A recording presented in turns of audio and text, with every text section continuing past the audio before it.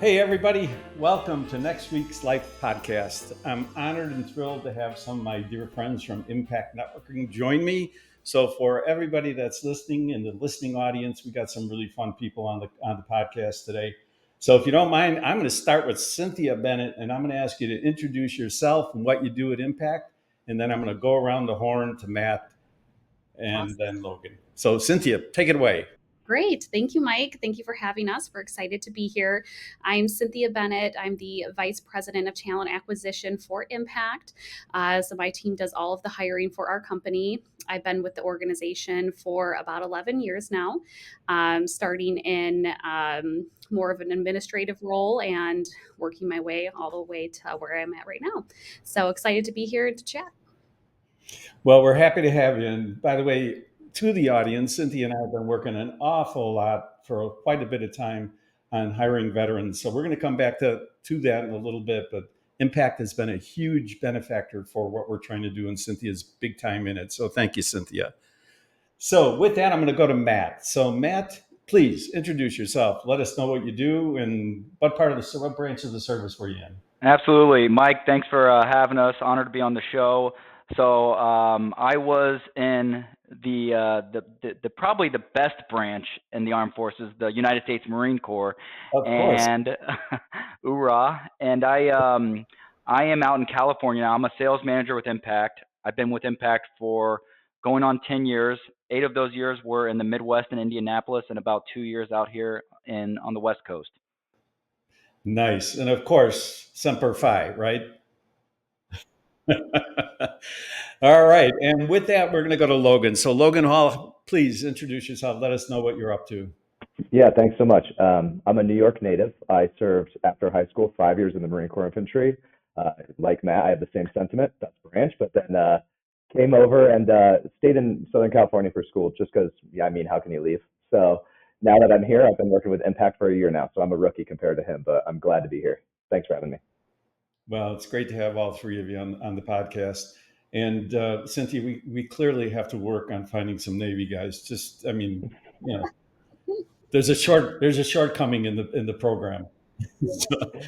So with that, you may notice everyone that's listening and watching the beautiful backdrop, behind Cynthia there. So Cynthia, just for everyone's benefit, what is that? Where are you, and what is that? Sure. So behind me here, you see what is Dot Security. So Dot Security is a company that was spun off of Impact Services a couple years ago, and it is our sole cybersecurity provider. So a separate company than Impact, but on our same campus. A lot of our people, transition to jobs at Dot. So, and my team works here at Dot as well. So one big family, but legally a separate company. And yeah, behind me, you can see what is our command center. So we have our team down there that works. So a combination of DOT employees, so that's cybersecurity experts from analysts to virtual CISOs, account managers, leadership, and everything in between. That screen behind me is actually the largest indoor screen that you can get. So really cool. We have a lot of good stats up there all the time. And we do fun stuff. So we'll have the Cubs game up there and March Madness, movies, stuff like that. Ah, So yeah, that's where I cool. am. So do you bring clients in there? We do. So this is a big showpiece for our clients. So a lot of our salespeople in the Midwest will bring their clients here, whether they are considering cybersecurity services or not, because it's really great to get them to our Impact campus so they can see our buildings in person, and then they can see the support that they would have. So it's a really great showpiece, and it shows them our abilities as well. So yeah, we bring a lot of clients here. That's impressive. And for the Marine Corps, you guys ever see a dashboard like that before? Not until I joined Impact. Yeah, no, I was just at NASA's mission control room because my brother works for the Air Force, and it was far less. So. Wow. Yeah, it's actually pretty impressive. It really is. So, having been there at Impact for 10 years, what are you seeing in the way of Impact's commitment to hiring veterans as of the last 12 or 24 months? Has there been a change and or focus?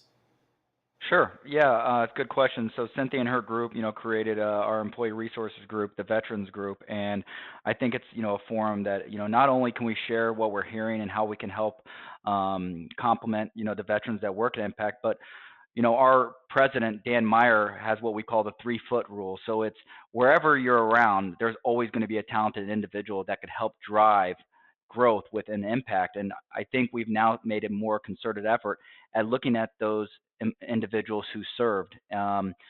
Logan's a true case study for coming to Impact. And Logan, I don't want to steal your thunder. I don't know if you're going to mention this, but he was looking to switch careers, switch organizations, and I don't know how much he was thinking about coming to Impact, but we certainly thought he would be a great asset. And I talked to his manager, Ozzy, and I was like, let me give him a call. I'd love to get to know him, get to understand, what drives him, and tell him about what we're doing for veterans. And I'm so happy that Logan joined Impact because he has been such a critical role there in helping grow the Orange County branch.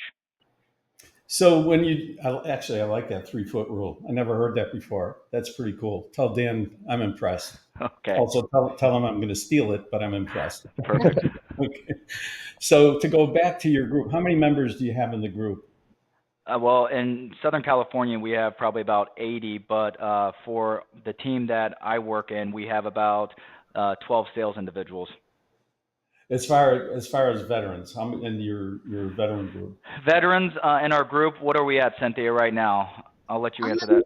So we have, I believe we have about 50 employees that are a part of the employee resource group that we created. So that is a combination of vets as well as employees that want to support veterans.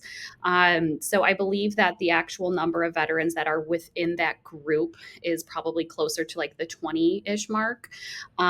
So, like with our entire employee population, we do a survey once a year to gather like how many veterans that we have. And last year when we surveyed, we had about 5% of our population being veterans.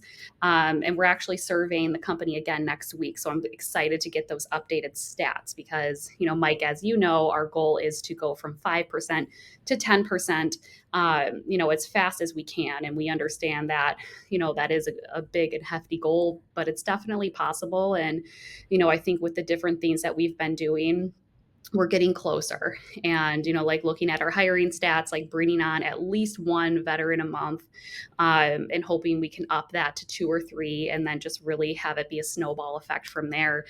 But like Matt shared that story about how, he wanted to connect with Logan during the interview process to let him know, like, hey, I am a fellow veteran and, let me tell you about my experience and, being a veteran. And I thought that was really powerful and, something that we want to do more of, because I think that, I'm sure that's something that, will go a long way to veterans that are in the interview process. So we definitely want to do that more. Well, believe me, I'm so impressed and thankful that the hard work that all of you and the Impact team put into hiring veterans is paying a dividend. I mean, you and I have been talking about this a long time. I think it's pretty clear how we all feel, and I salute Frank and Dan for the support they give to the industry with this. So, going a little bit backward and then forward, 1 year out of the Marine Corps, are you reserve? Or are you just you're out? So I left. I left from Camp Pendleton and went to Chapman University here in Orange. I worked for Oracle for a year. Don't know if we can state that. But, I then was looking for a new position. It came down to that. It came down to Matt's call. That story he just told you is exactly what I was going to talk about. That was the difference between choosing another giant organization and choosing Impact Networking.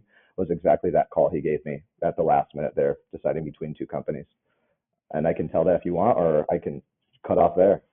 Well, it's kind of interesting. So I'm very curious about a few things. Number one, when I was in the Navy, I mean, ships had sails, so I mean, it's that long ago, and you kind of watch. I watch my son-in-law as a captain in the 84th, 82nd Airborne. 3 deployments, serious battle buddy. Probably with many of you. So when you fast forward, I remember when I came out and in the trials and tribulations of people that came out in the early '70s. It was a very different world and a very different transition from the military into the private sector. So, but one thing I do remember, and I wonder if it still holds true for both you, Logan and Matt, what was your biggest frustration, especially being a year out or 2 years out of the Marine Corps? What did you find your biggest frustration in transitioning from the Marine Corps into the private sector? For me, honestly, Mike, it was the loss of the people. You used to, I'm sure you're familiar. You used to wake up and go to that hard job, which you could complain about all day, and you could say this is really tough. But what kept you going was the fact that you were always with your best friends. You either lived with them on the ship or you were in the barracks with them. You always had lifelong friends that you had made, and I think for a lot of veterans, when they lose that, that's why I think it's such a priority for veterans now to reconnect. Is that when you lose that support system, it really takes a toll on you. You don't have that fraternity or that sorority or that just that family around you. And that was the difference for me coming here, was that people where it came first. Yeah, and I'm a member of the hashtag 22 group, and you lose that sense of purpose, bad things happen, to some of our brothers and sisters. So that to me is another big issue that I think is just continued to remain, right? It hasn't gone away. It's just a different look and feel. And what about you, my friend? Yeah, I would echo Logan's, but as well as like a sense of structure, because you wake up and it's everything is regiment in the military. Every single thing is regiment, and when you get out, you have to figure out what's your regiment and how do you stick to it, and it's difficult. I went from the military, the Marines, to Indiana University, and um, it helped me get done with college quicker. But it was just scary getting out. Not having somebody always down my throat telling me what to do and how to dress and everything they do in the military. So for both of you, when you were interviewing, going through the interview process, um, well, prior to actually, who helped you do your resumes or teach you how to get in front of or communicate with a private sector company? Was there a facility inside the Marine Corps for you to do that? I'll start with you, Matt. I didn't really look into that because I knew my plan was to go. I had two avenues. I could stay in, and I was up for promotion to E6, or I could get out. And I didn't feel like I wanted to do 20 years. I served because I had a long family, tradition of serving in the military. But it was to go to college, so I didn't start looking for employment right when I got out. I couldn't answer that question for you. So were you deployed? I was not deployed. I did serve a year and a half over in Stuttgart, Germany, and then we went over into the Middle East during Operation Enduring Freedom. But I was never on like a Westpac or something that maybe Logan was on. And Logan, you were in the sandbox? Yeah, so I did 2 deployments to the Middle East and one to Southeast Asia. No, thank you, I brothers. appreciate that. Yeah. So how about you? Your plan was different.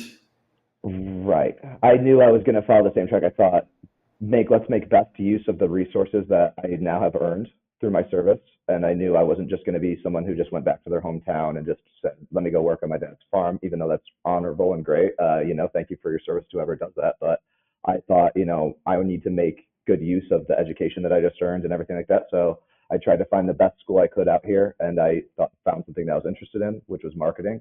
Um, Once I started to get into that, and I was getting out of school, I thought I was looking at careers, and I thought, well, I love technology. I grew up, fixing stuff on my dad's computer, even though I was 10, and it was like the family shared computer, and I thought tech was awesome. So uh, did the transition, but when it came down to the resources you have available, when they were processing us out of the military, we all had to attend transition readiness services and seminars, and it does help, just make you wake up to realize you're going to enter the world. But like Matt said, you really have to do things for yourself. And I think a lot of veterans are used to having a support system that will help them align with wherever they need to go or whatever goals they want to meet. And they'll give them a framework. And for some of us, it's not that easy. You got to be able to put yourself out there, talk to people, find that next career, find the next thing you're going to do. And that takes a lot of bravery. So I'm going to come back to you guys in a second, but one of the things that I noticed again when Chips had sales and I came out, there wasn't much to help any of the guys. There were no training programs, but there was at least a an understanding that the HR people that you were working with either had fathers or grandfathers that were in World War II or Korean War, and so there was some sense of, I think, more sensitivity or awareness to the veterans that were coming into the private sector. I mean, there were a lot of people exiting and coming into the private sector. So the HR people, female or male, they were probably more exposed and better educated as far as what these people did and what they do. So I look at it today, and this is a conversation I've had with Cynthia here and there. One of the things that I've experienced in trying to develop out the HIT program has been the lack of awareness in the HR field, if I can say it that way. And it's a personal opinion, so don't write me letters or send me email. But I've noticed, that because and again, the younger HR people, they're further away from military people, and there are far fewer of the military people. And so one of the frustrations I've had and the learning experiences I've had lately is just what the HR people don't know. And they sometimes they don't even understand what they clearly don't know what they don't know. So Cynthia, I'm wondering, if that is in fact a reasonable picture or perspective. What are you doing at Impact, to teach an HR person what is an MOS, what's an E6, how do you translate how they speak into leadership roles or actual jobs? Sure.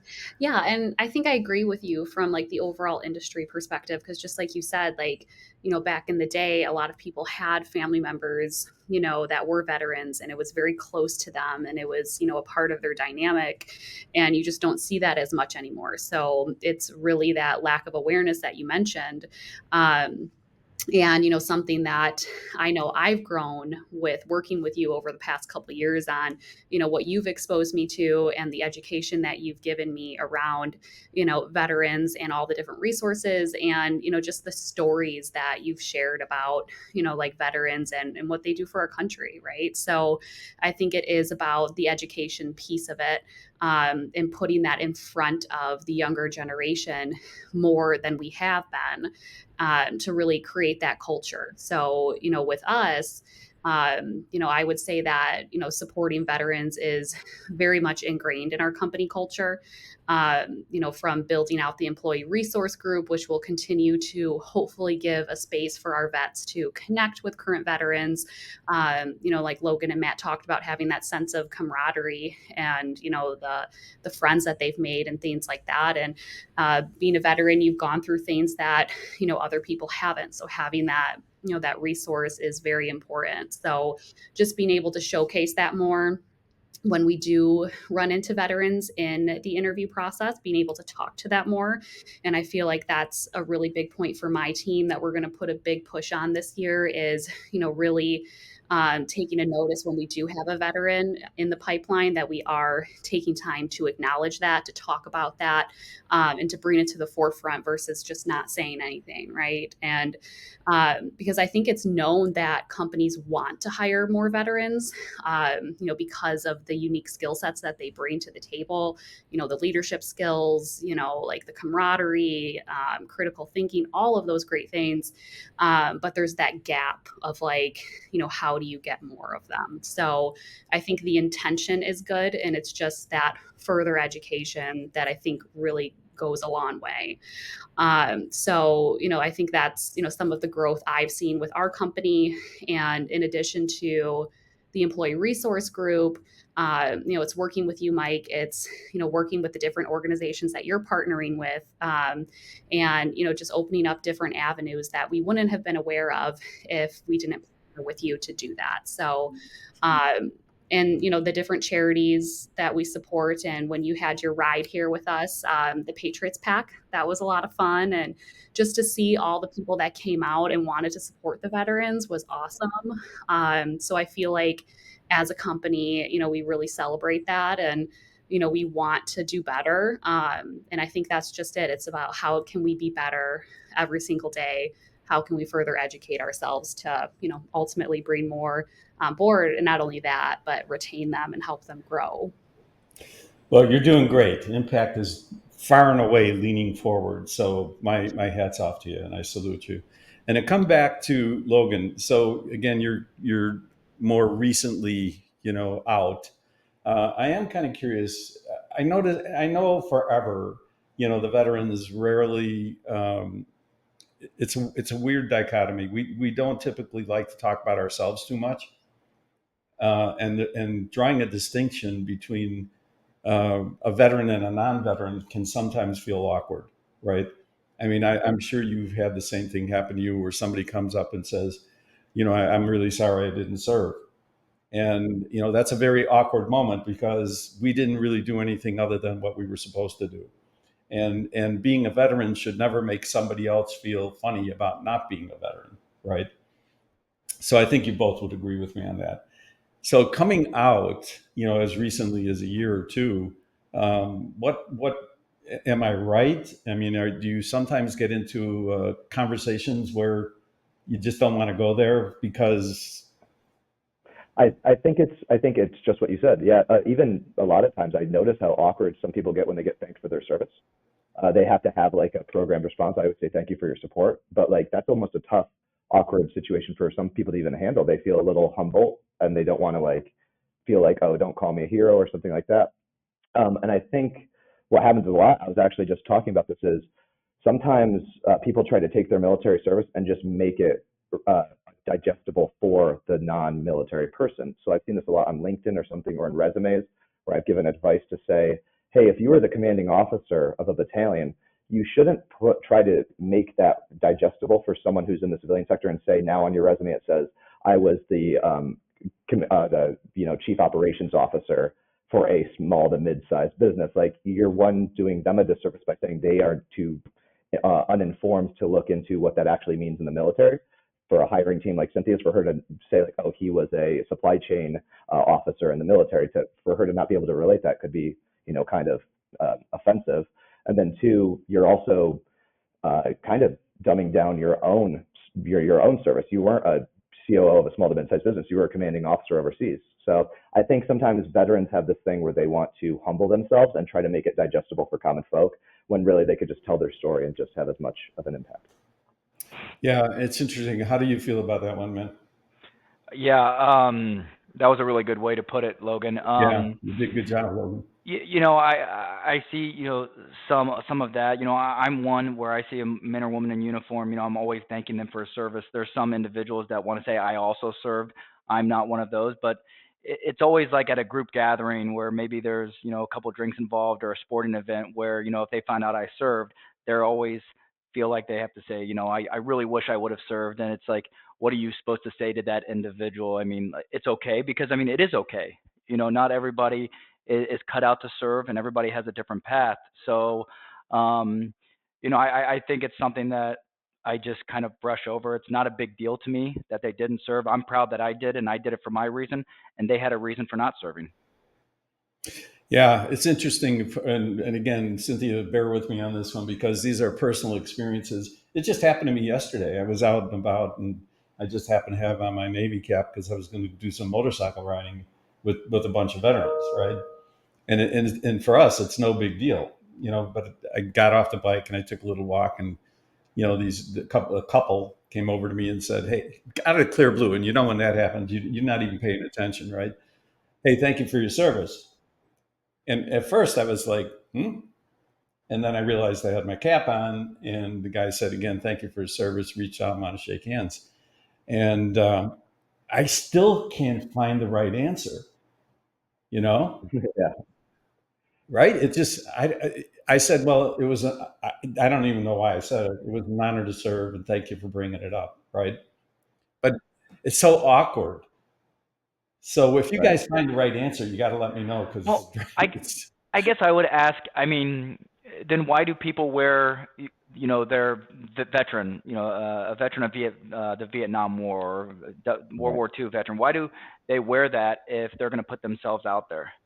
Well, you know what? That's a great question, but I'll give you my quick response to that. Sure, You usually don't wear anything unless there's other veterans around, sure, right? And that's what happened to me. I wore the cap because I was riding with my buddies. They're all Navy and Marine guys, but I think the Vietnam guys have a different. Hmm. There's a entirely different attitude about it. The way they came back, it's almost like yeah, yeah, you know, I did, and I'm proud of it, and I can wear it now, sure. right? I would You So agree. you brought up a really good thing, Mike, about like, it's sometimes awkward, but I just remember when I was young, my dad would always bring me to the VFW and I'd come out smelling like just cigarettes and they had the free popcorn, but it's where people would get together and just talk through their experience, where to Logan's point, you don't really talk to your experience a lot with people who didn't serve because, them being able to relate, it's not always common. And that's part of what I'm trying to work with Cynthia to find the cure for, because there is that line that says, "Hey, we're just veterans, and we served, and we were trained, and we did what we had to do, but that doesn't make me any better or any worse. We're just all in this together." But the problem is, you people don't understand what an MOS is, and I got to figure out how to explain that to you. Whereas, a civilian, everybody understands. Okay, he's a marketing VP. All right, I get it, right? But if you're running a battalion with billions of dollars worth of munitions going through that's how do you explain that? So to come back and Logan, again, since you're more recently uh, mustered out, what's the biggest thing after 5 years in the Marine Corps that made you go, man, I missed this the last 5 years. I wasn't prepared for this. Yeah, I think it was, not having to find a tribe, I would call it. Having to find, because we do spend, especially in the corporate world, you spend all day basically with people. And I think when you're transitioning from the military, you undermine how, important it was to have those people around you all the time, where you build this sort of innate relationship where someone could be completely different from you. I always said the funniest thing is when Marines finally get information in their civilian gear, because you realize you've been hanging out with people from completely different walks of life and you would never hang out with each other otherwise. But now there's a guy in a total Texas tucked in cowboy hat, belt buckle, next to some dude who looks like he just came out of the hood in Baltimore. So, and that humanizing factor, we have a really tough problem, I think, in modern society, and especially in the corporate world, becoming honest, humble, and like true friends. We have this like facade up. So I think for me, it was finding something that wasn't, and I think that's to the same story Matt told earlier. Why I came to Impact was I saw the honesty and like the camaraderie right out the gate, and it wasn't just like another giant corporation where I could get fired by email and no one, they'd be like, "Ah, Logan's gone." No, people would probably be like, "Hey, what happened?" Well, you know what? And I'm going to come right back to Cynthia. So the one thing that I've noticed in working with Cynthia and Frank and everyone is, for lack of a better definition, it is a brotherhood.